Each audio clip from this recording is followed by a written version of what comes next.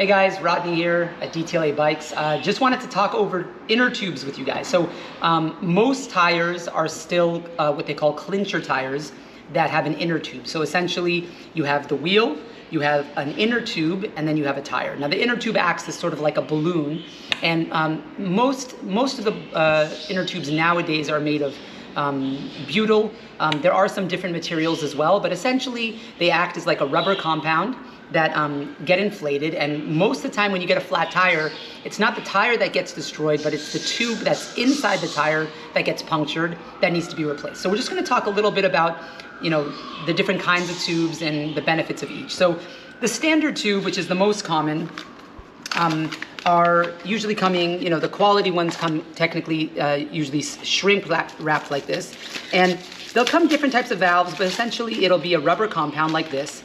And we have two different valve types. We have Schrader, which is the standard one you'll see on cars, and then we have the skinnier one that you sometimes see on bicycles called Presta, which is much more common nowadays. But there are different quality of tubes, and we're just going to break down the basic quality, and then maybe in another video we'll show how to install them properly. So the standard tube is typically going to run you anywhere from $5 for like a really cheap, crappy brand tube that you'll sometimes find in smaller shops.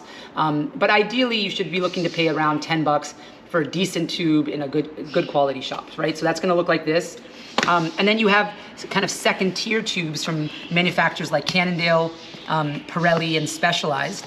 These sometimes will come with talcum powder on them, which will help you from pinching the tube when you install it. But they're typically going to be wrapped a little bit nicer, so easier to carry with you in case you get a flat. And the compounds will sometimes be just a little bit more supple, but all in all, they function the same way. Now there is another kind of tube, which is these big guys right here, right? So these huge boxes, this is technically around the same size as this guy, right?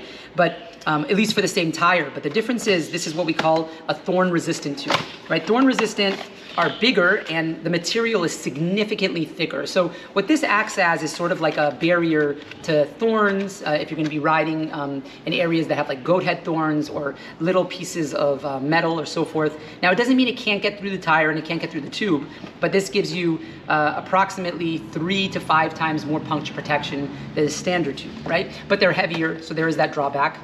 They also have tubes that have slime in them, right? So they actually act as like a sealant. So if the tube does get punctured by a small hole, they can seal. And this is called sometimes slime tubes or desert protection tubes. And last kind of tube we're going to talk about is a really cool invention that Pirelli makes tons of varieties, which is what we call smart tubes, right? So these are latex tubes. Latex tubes are significantly lighter. I mean, we're talking anywhere from sometimes 30% to sometimes 70% lighter than a regular inner tube. So if you're trying to save those grams, if you have a road bike and you want to make it as light as possible, latex tubes are not only lighter, but sometimes they're more puncture protective depending on the type. And they also hold air a little bit better. So that's latex.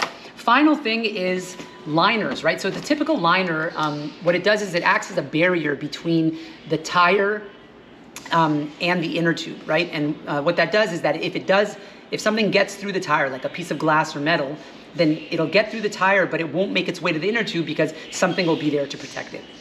The most popular one nowadays is called Tannis Armor.